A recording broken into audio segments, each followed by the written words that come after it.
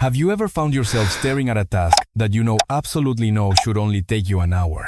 Yet somehow, you've spent the last 5 hours doing everything except that task. You've checked your email 14 times. You've scrolled through social media until the post started repeating. You've even considered cleaning the baseboards of your kitchen. The deadline is looming like a dark cloud on the horizon. With every passing minute, that cloud gets bigger and darker. You can feel the physical weight of it in your shoulders. You feel a knot tightening in your stomach.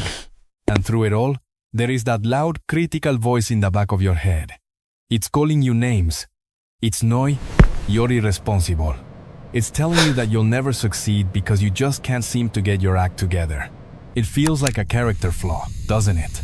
It feels like you were born without the productivity chip that everyone else seems to have. But here is the secret that your guilt doesn't want you to know. Procrastination is not a reflection of your character. It is a biological response. In this video, we're going to look at the 3 specific ways our brains handle the stress of doing. We'll talk about the first 2 types that most of us recognize, the ones driven by fear and overwhelm. But then, we'll get to the 3rd type. This is the twist. For this group of people, procrastination isn't a bug in the system. It's a feature.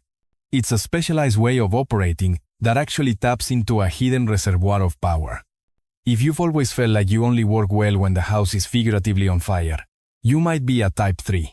And the reason for it is fascinating. But before we break down these 3 types, I need you to do something for yourself. I need you to stop the self-criticism for just a moment. If you are watching this while avoiding a task right now, I want you to know, it's okay. You aren't lazy. You are likely experiencing what psychologists call an emotional hijack.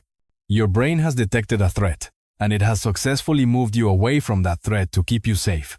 You are a biological masterpiece of survival, even if that survival currently looks like watching videos instead of writing a report. Let's find out what your brain is actually trying to tell you. Let's look at the first group of people who find themselves trapped in the loop of waiting. We often call them the perfectionists. But in the world of psychology, this is more than just a desire for things to be neat. For type 1, procrastination is a sophisticated psychological defense mechanism against the fear of failure. Think about the logic for a moment. If we never finish the project, we can never be judged on it. If we wait until the very last second and then turn in something mediocre, we have a built-in excuse. We tell ourselves, I only did this in 2 hours. Imagine how great it would have been if I'd started weeks ago. This is what we call self-handicapping. It's a way of protecting our ego. We would rather be seen as someone who is disorganized or lazy than someone who is incompetent. For the perfectionist, the task isn't just a task. It is a direct measurement of their worth as a human being. When the stakes feel that high, the brain decides that the safest thing to do is simply not to play the game at all.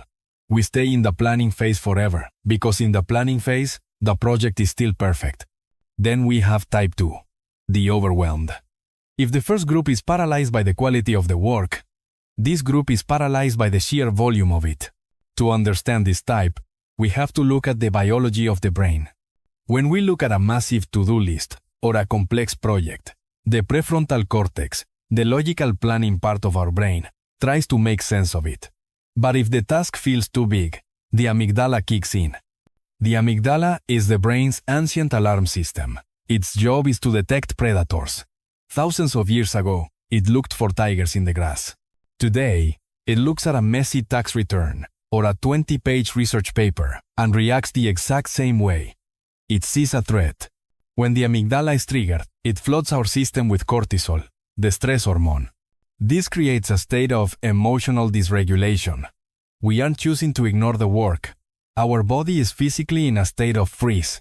We feel heavy, we feel stuck, and we feel a desperate need to find a source of quick dopamine to counteract the stress.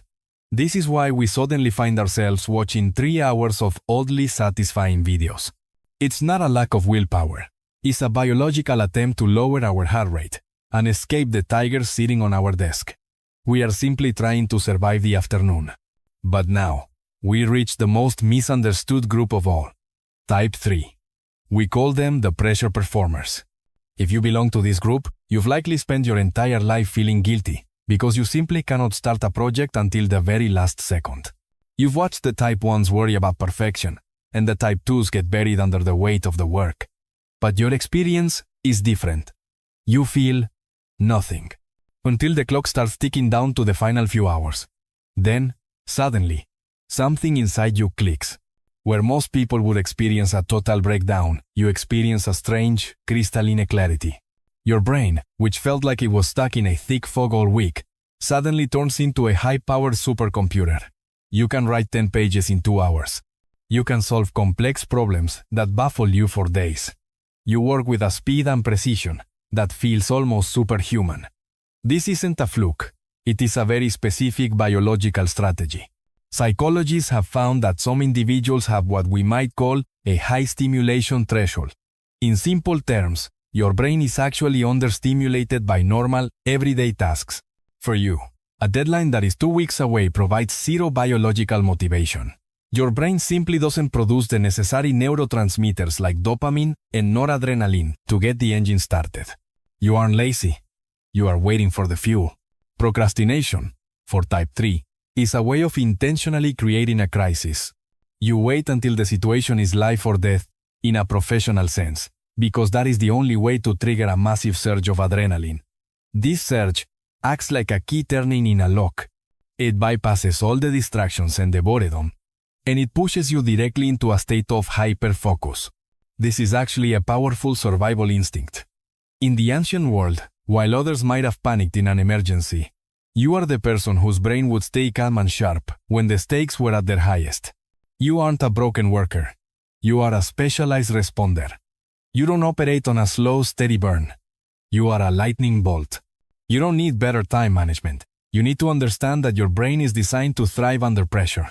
When you stop fighting your nature and start recognizing this climax-driven focus as a unique strength, you can stop the cycle of shame and start mastering your own internal rhythm. To understand this better, we have to look inside the control center of our minds. Think of your brain like a house equipped with a very expensive, but slightly confused, smoke alarm. This alarm is your limbic system, the ancient, emotional part of the brain that cares only about your immediate safety and comfort. It doesn't care about your career goals or your GPA, it only cares about how you feel right now. On the other side, you have the prefrontal cortex. This is the wise leader of your brain. It understands time, logic, and the consequences of missing a deadline. In a perfect world, the leader is in charge. But when a task feels scary, or boring, or overwhelmingly large, the smoke alarm goes off. It senses the smoke of anxiety and immediately shuts down the logical systems to protect you. It forces you to run away from the task and hide in the safety of your phone or a snack. This is the central truth we need to accept. Procrastination is not a time management problem. It is an emotion management problem. When you stop viewing your procrastination as a totseu or a sign of laziness and start seeing it as a hypersensitive protective system, everything changes. You stop fighting yourself and start working with yourself. If you are a Type 1, you can tell your brain that done is better than perfect. If you are a Type 2, you can break the task into such tiny pieces that the smoke alarm never even triggers. And if you are a Type 3, you can stop the guilt and intentionally schedule high-intensity sprints that honor your natural rhythm. Your brain isn't broken. It's a biological masterpiece that has spent millions of years learning how to keep you safe from harm. Sometimes, it just gets a little overexcited. By showing yourself a little bit of self-compassion, you can lower the volume of that alarm. You can tell your inner protector, I see you're trying to keep me safe, but I've got this. So, which one are you? Are you the perfectionist trying to keep your ego safe? The overwhelmed, trying to survive a tiger? Or the pressure performer, waiting for the lightning to strike?